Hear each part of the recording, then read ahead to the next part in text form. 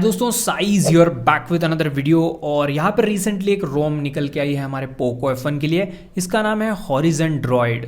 सो ये है एंड्रॉयड 14 पे बेस्ड एक रोम जो कि नई है।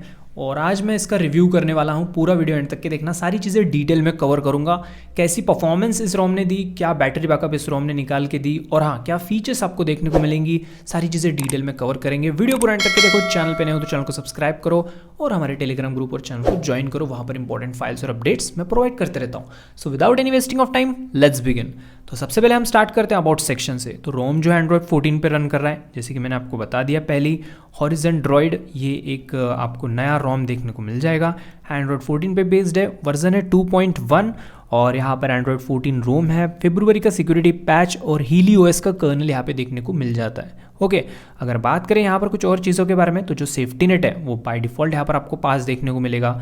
ठीक है, उसके बाद अगर मैं बात करूँ सिंपल प्ले इंटीग्रिटी, यहाँ पे वो भी देख लेते हैं, मतलब जो डिवाइस इंटीग्रिटी है वो भी चेकआउट कर लेते हैं। तो डिवाइस इंटीग्रिटी भी यहाँ पे आपको पास देखने को मिलेगी और सेफ्टी नेट भी पास देखने को मिलेगा, जो कि बहुत अच्छी बात है। ठीक है, बात करो जी कैम की, तो जी कैम में मोस्ट ऑफ द मोड्स काफ़ी अच्छे से वर्क करिए विदाउट एनी इशू। अगर आपको जी कैम चाहिए, best G cam for Poco F1 which records 1080p 60 fps, तो वो वीडियो शॉर्ट के फॉर्म में आपको मिल जाएगा। मेरे चैनल पे जाके चेकआउट कर सकते हो। देन उसके बाद CLNX स्टेटस के बारे में बात करूँ तो वो इन्फोर्सिंग रहेगा, जो कि बहुत अच्छी बात है। गूगल फोटोज़ में जो है आपको स्पूफिंग देखने को मिलेगी, जो कि अगेन बहुत अच्छी बात है। और गूगल फीड भी काफ़ी ज़्यादा स्मूथ यहाँ पे देखने को मिलता है। और हे गूगल, ओके गूगल, तो यहाँ पर हे गूगल, ओके गूगल भी बिल्कुल परफेक्टली वर्किंग है। बात करें यहाँ पर गूगल फीड की, बहुत ज़्यादा स्मूथ लग रही है।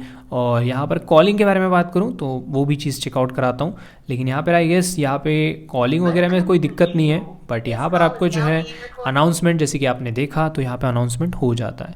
बाकी ऐप ओपनिंग काफ़ी ज़्यादा स्मूथ यहाँ पे देखने को मिल जाता है, जैसे कि आप देख पा रहे हो, कोई दिक्कत नहीं है, बिल्कुल स्मूथ आपको देखने को मिलेगा ऐप ओपनिंग। ओके, तो इसमें कोई इश्यूज़ नहीं होंगे, आप आराम से इस रोम को यूज़ में ले सकते हो। बाकी चीज़ें तो नॉर्मल है। यहाँ पे आप जो है स्क्रीनशॉट वगैरह ले सकते हो। बाकी सिलेक्ट कॉपी का ऑप्शन भी यहाँ पे वर्किंग है। जस्ट अ सेकेंड, चेकआउट कराता हूँ आपको। सो ये मैंने कॉपी कर दिया, सब कुछ सही चल रहा है यहाँ पे।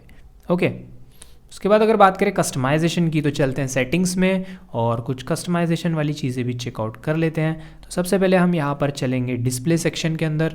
सो डिस्प्ले के अंदर यहाँ पे ऑटो ब्राइटनेस वगैरह बिल्कुल परफेक्टली वर्किंग है। लॉक स्क्रीन के अंदर आओगे तो यहाँ पे always show, time and info, dynamic clock सब कुछ है।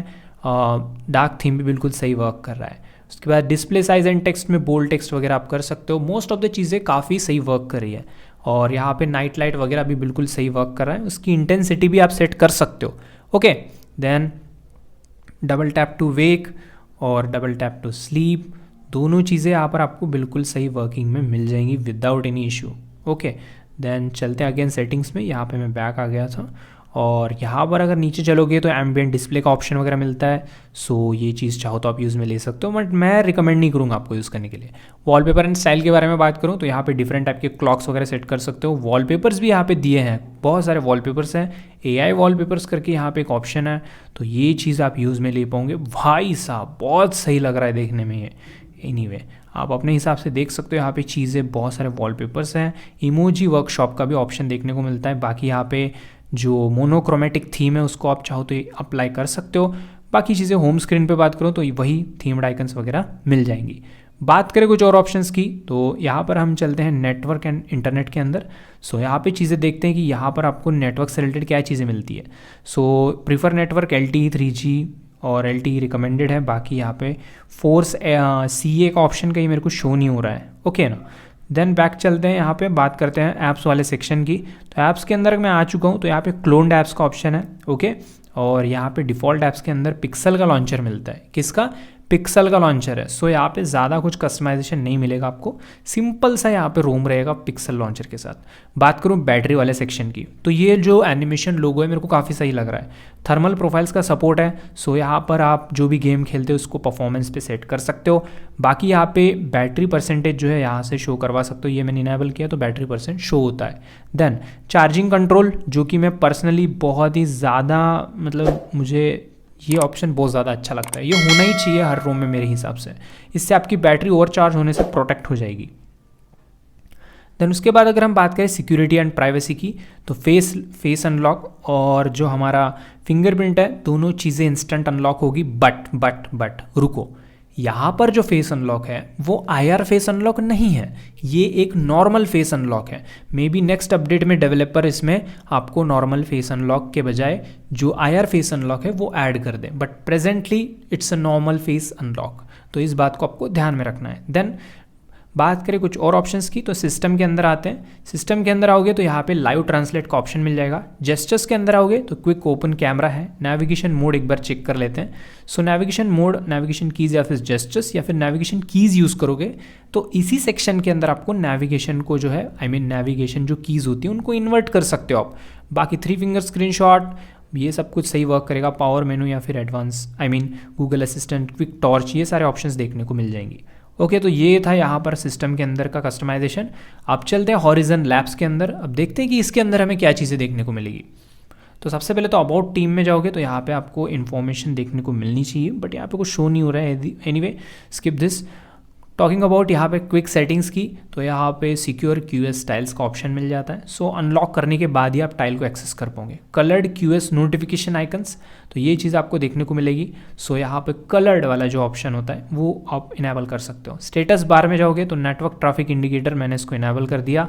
सो यहाँ पर जो है नेटवर्क ट्रैफिक इंडिकेटर यहाँ पे आप यूज़ में ले पाओगे। देन उसके बाद अगर बात करूँ 4G आइकन वगैरह का मिल जाता है ऑप्शन LT के बजाय।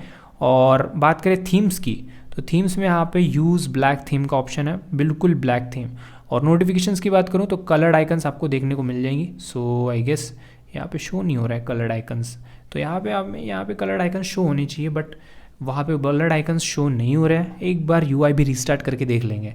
ओके, लॉक स्क्रीन के बारे में बात करूँ तो पावर मेनू जो है वो भी आप जो है सिक्योर पे रख सकते हो, मतलब जब तक आप अनलॉक नहीं करोगे तब तक आप पावर मेनू एक्सेस नहीं कर पाओगे।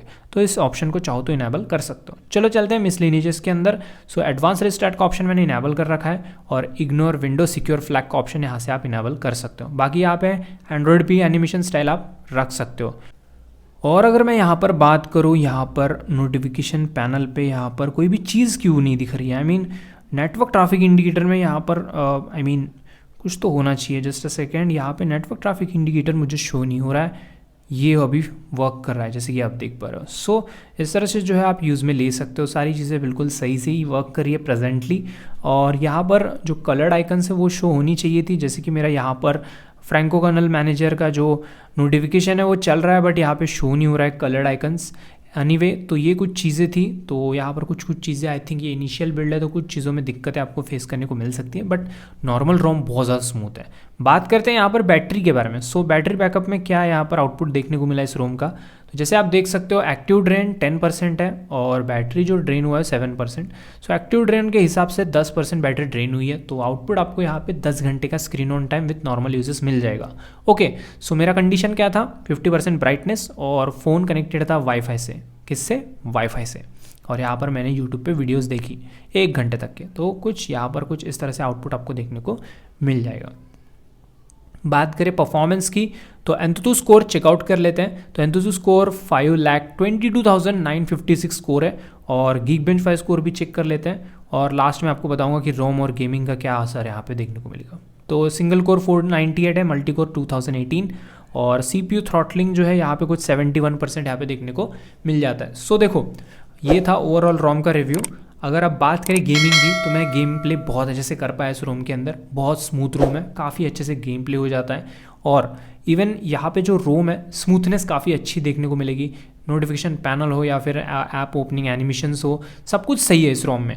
ठीक है, एकदम सिंपल है, ज़्यादा यहाँ पर कचरा पट्टी नहीं है, ज़्यादा आपको कोई भी एक्स्ट्रा फीचर्स वगैरह देखने को नहीं मिलेंगी। जो भी है लिमिटेड है और काम के हैं और बहुत ज़्यादा स्मूथ रोम आपको देखने को मिलेगी है। तो मैं पर्सनली रिकमेंड करना चाहूँगा इस रोम को, एक बार आप ट्राई करके देख सकते हो अपने पोको F1 में। गेम प्ले भी बहुत ज़्यादा सही चलता है। सो ये था आज का रोम का रिव्यू। वीडियो अगर पसंद आएगा तो प्लीज़ वीडियो को लाइक और शेयर किया करो। और बस आज के लिए इतना ही, अगले वीडियो में मिलेंगे। लव यू दोस्तों, गुड बाय, टेक केयर।